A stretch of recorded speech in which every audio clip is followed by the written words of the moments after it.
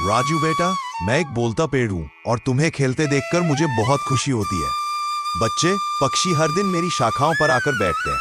बच्चे मेरे आंगन में खेलने आते हैं, ये देखकर मुझे बहुत खुशी होती है। मैं भी तुम्हारे साथ खेलना चाहता हूँ, लेकिन मैं तुम्हारे साथ खेल नहीं सकता, सिर्फ बातें ही कर सकता हूँ। आंटी, क्या घर में चिंटू है? नहीं, वो बाहर गया है दूध लेने। आंटी, अगर आपके पास भैंस है तो आप भैंस का दूध क्यों नहीं निकालती? बेटा, भैंस अब दूध नहीं देती, वो अब बूढ़ी हो गई है। आंटी, तो इस भैंस को बेचकर दूसरी खरीद लो। नहीं बेटा, वो सिर्फ भैंस नहीं, हमारी जिंदगी है। उसी भैंस की वजह से आज इतना बड़ा घर है।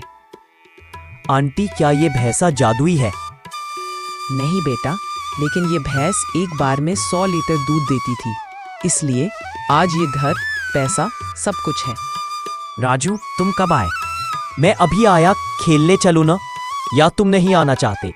अरे आ रहा हूँ, चलो माँ, मैं जा रहा हूँ। बच्चों, पहले खाना खा लो, फिर खेलने जाना। नहीं माँ, मुझे भूख नहीं है, वापस आकर खा लूंगा। चलो राजू, आज हम लुका छिपी खेलेंगे। अक्कड़ बक्कड़ बॉम्बे बो, 9 2 11 पूरे 100। राजू, आज तुम राज्य ले लो और आकर हमें ढूंढो। अच्छा, चुप जाओ, मैं तुम्हें ढूंढने आता हूँ। 10 20 30 40 50 60 70 80 90 100, मैं आ रहा हूँ।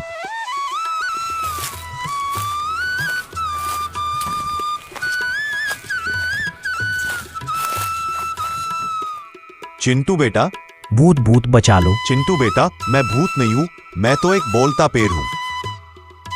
क्या हुआ चिंटू, तुम क्यों चिल्लाए? ये पेड़ बोल रहा है। क्या बात कर रहे हो? क्या पेड़ कभी बोल सकते हैं? राजू बेटा, मैं एक बोलता पेड़ हूँ और तुम्हें खेलते देखकर मुझे बहुत खुशी होती है। बच्चे पक्षी हर दिन मेरी शाखाओं पर आकर बैठते हैं। बच्चे मेरे आंगन में खेलने आते हैं, ये देखकर मुझे बहुत खुशी होती है।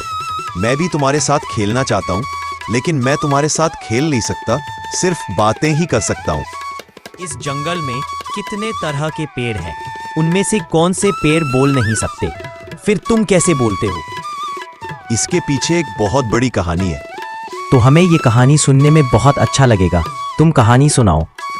एक दिन एक साधु बाबा मेरी छाया में आए और बोले, हे वृक्षदेव, क्या मुझे आपकी छाया में आश्रय मिलेगा? मुझे तपस्या करनी है। उस समय मेरे मुंह से पहला शब्द यही निकला, हे साधु बाबा, आप मेरी छाया में तपस्या कर सकते हैं? परंतु मेरी तपस्या 1-2 दिन की नहीं है, अनेक वर्षों की है। कोई बात नहीं साधु बाबा, आप अपनी तपस्या शुरू कर दीजिए, यहाँ आपको पूर्ण शांति का वातावरण मिलेगा। ठीक है, तो मैं अपनी तपस्या शुरू करता हूँ।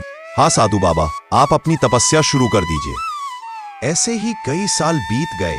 जब साधु बाबा की तपस्या पूरी हुई, उस समय साधु बाबा ने मुझसे कहा, वृक्षदेव, बहुत वर्षों तक आपकी छाया में तपस्या की है, आपने मेरी बहुत सेवा की है।